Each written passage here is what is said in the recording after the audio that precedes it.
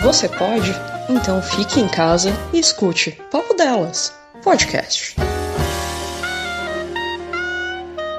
Papo Delas, podcast sobre isso.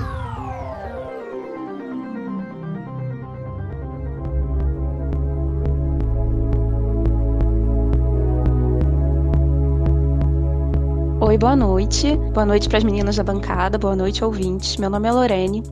A Patrícia me chamou para participar desse episódio do podcast, falando principalmente sobre como a minha vida foi afetada pela quarentena, principalmente sobre a minha área de atuação, que é a advocacia, e outras particularidades da vida. Eu trabalho aqui em Petrópolis, num escritório pequeno, e a gente atua principalmente na área civil, não muito na área federal, mas na justiça estadual mesmo. Ou seja, a gente trabalha muito com o TJ do Rio, então a gente basicamente segue o calendário de lá. O que aconteceu? Logo no dia 17 de março, os prazos já foram suspensos. Isso, para quem é advogado, é muito importante. O que aconteceu? Os processos eles foram paralisados. Não tinha mais prazo. Quando você, dentro de um processo, você tem determinados prazos para responder, para você contestar alguma coisa, para você apresentar provas dentro de determinados prazos. E esses prazos foram suspensos no período da quarentena. A princípio, eles foram paralisados do dia 17 de março ao dia 31 de março. Só que conforme as coisas foram andando e conforme a quarentena ela foi se estabelecendo, chegando perto do dia 31 de março, que se eu não me engano foi uma segunda-feira, esse prazo ele foi renovado. Essa suspensão ela foi renovada até o dia 30 de abril. Só que dia 30 de abril é uma quinta e na sexta-feira, dia 1º de maio, já é feriado. Então, o primeiro dia útil é dia 4 de maio. Então, agora, no dia 4 de maio, que vão voltar a correr os prazos dos processos. Então, o que acontece também? Durante todo esse tempo, os fóruns, né, que é onde as pessoas vão para audiências, onde os juízes trabalham, onde ficam os cartórios responsáveis pelos andamentos dos processos, eles também ficaram paralisados, eles ficaram em regime de plantão. Então, não tinha mais audiência, não tinha mais nada. Os processos ficaram de fato paralisados, os processos eletrônicos continuaram sendo movimentados, né, eletronicamente, tanto é que no escritório em que eu trabalho, a partir do dia 17, dia 16 foi feriado aqui em Petrópolis, onde eu moro. Então, já não teria mesmo expediente. Mas a partir do dia 17, como já foi dado como a pandemia, como, né, já estaria em vigor até mesmo a suspensão dos prazos, eu já não trabalho mais, eu já não trabalho não, né? Eu tô trabalhando de casa, eu tô trabalhando aqui em regime de home office, mas eu não vou mais ao escritório em que eu trabalho desde o dia 17 de março, que eu fui lá para pegar computador, para pegar alguns documentos e depois disso eu não voltei mais lá. E a questão do home office, ela é complicada, porque ela te dá uma ansiedade absurda.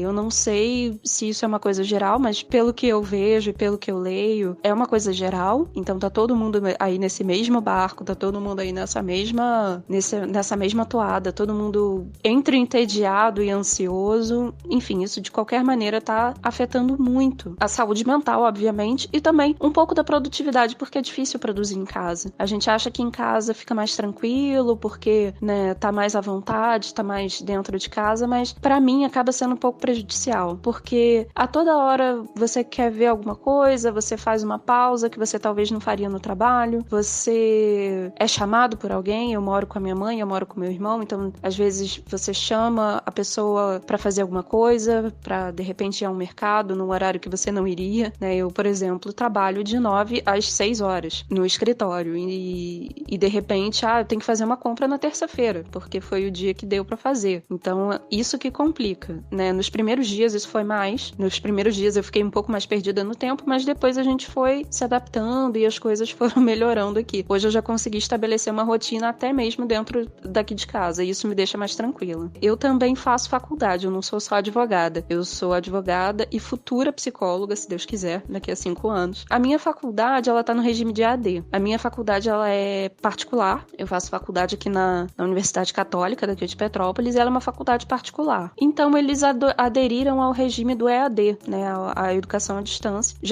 A gente já tinha uma matéria que era EAD, depois estenderam isso para todas as matérias. As minhas provas e as minhas avaliações aconteceram. A princípio teve uma diferença, né, os professores tiveram que se adaptar ao Meet, a gente também teve que se adaptar, e também é um formato diferente de aula, formato diferente de avaliação, mas depois de algum tempo as coisas começaram a fluir. Eu tô tendo aula normal, nos horários normais que eu teria aula na faculdade, eu tô tendo aula em casa. Eu sento na frente do computador e tenho aula no mesmo horário que eu teria na faculdade, numa plataforma diferente, de uma maneira um pouco mais adaptada, mas ainda assim tendo aula tranquilamente. E um outro aspecto que a gente estava comentando também é sobre relações pessoais. Eu namoro, há pouco tempo, eu namoro há 3 meses. O meu namoro é à distância já. Normalmente ele já é à distância porque o meu namorado mora no Rio e eu moro em Petrópolis. É uma distância curta, é uma distância de 1 hora mais ou menos, 1h30, não chega a 1h30 não, é uma distância de 1 hora. O meu combinado com o meu namorado era da gente se ver sempre aos fins de semana. Como ele trabalha no Rio também, ele também é advogado, ele trabalha no Rio, eu trabalho em Petrópolis, faço faculdade, então fica inviável pra gente se ver durante a semana, mas nos fins de semana a gente estava acostumado a estar sempre junto. E agora não tá dando mais. O meu namorado, ele é asmático, a família dele também tem pessoas no grupo de risco, na minha família tem pessoas no grupo de risco, então a gente realmente não tá se vendo. Eu não vejo meu namorado desde o início da quarentena, desde o dia 15 de março, que foi quando eu voltei do Rio. No fim de semana anterior à decretação da quarentena, né, aqui no Brasil, eu passei o último fim de semana com ele no Rio. E aí quando eu subi, desde que eu subi, eu não o vi mais. É triste, porque dá saudade. O aniversário dele foi semana passada, no dia 21 de abril, então a gente não se viu. Eu mandei um presentinho pra ele pelo correio, mas a gente não se viu. É uma saudade absurda. A gente tem se falado todos os dias por videochamada, mas a gente sabe que nada substitui a presença mesmo, né? E isso acaba fazendo muita falta.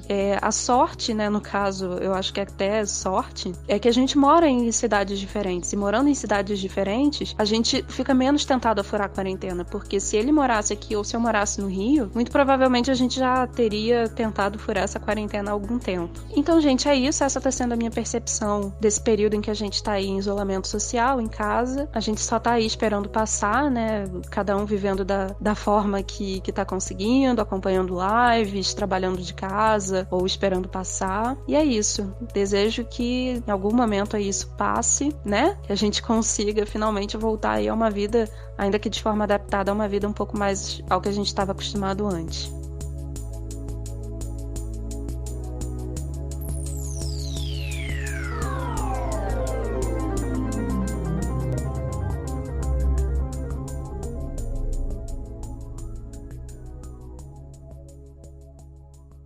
Você ouviu Papo Delas, podcast sobre isso. Você pode? Então fique em casa.